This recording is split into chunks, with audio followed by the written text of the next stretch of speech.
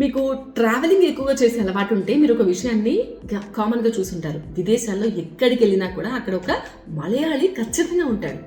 ఎందుకు మలయాళీలు ఎందుకు ప్రపంచంలో అన్ని జాబ్స్లో చాలా ఈజీగా సెట్ అయిపోతున్నారు? దీని గురించి వల్ల మనం మాట్లాడుకుందాం.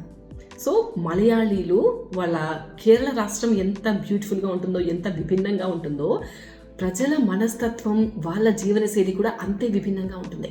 వాళ్ళకు చిన్నప్పటి నుంచే కొన్ని అలవాట్లు అలా అలవాటు అయిపోతాయి. ఏంటంటే తొందరగా నేర్చుకోవడము, ఎప్పుడు పుస్తకాలు చదువుతూ ఉండడము, పరిస్థితులను బట్టి అడ్జస్ట్ అయిపోవడము, కష్టపడే తత్వము, అన్ని వర్గాల వాళ్ళు కూడా కలిసి హ్యాపీగా ఉండడము, ఇలాంటి వైషమ్యాలకు తావివ్వకుండా ఉండడము, ఇలా చాలా రకాల్లో కేరళ వాళ్ళు టాప్లో ఉన్నారంట. వాళ్ళకు చిన్నప్పటి నుంచి ఇవన్నీ అలవాటు అయిపోతాయి కాబట్టి వాళ్ళు ఎక్కడికి వెళ్ళినా కూడా ఈజీగా సస్టైన్ అయిపోతారు, ఈజీగా సక్సెస్ అవుతారు కూడా.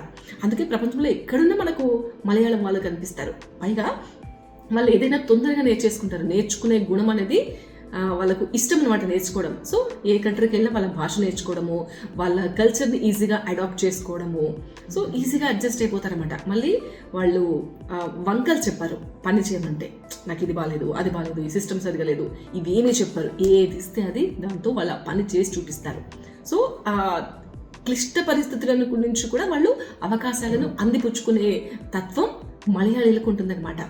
పైగా వాళ్ళు డిగ్నిటీ ఆఫ్ లేబర్, ఏ పనినైనా సరే వాళ్ళు చిన్న చూపు చూడరు. సో ఇక్కడ నుంచి ఇండియా నుంచి బయటికి వెళ్ళినప్పుడు, అరే ఇంత చిన్న జాబా, నేను బీటెక్ చేసినాను, నేను ఎలక్ట్రీషియన్గా చేయాలా, నేను ఇంత బతికినాను, నేను బ్యూటిషియన్గా చేయాలా, ఇలాంటివి ఏమీ అనుకోరు. ఫర్ ఎగ్జాంపుల్ చెప్తున్నాను.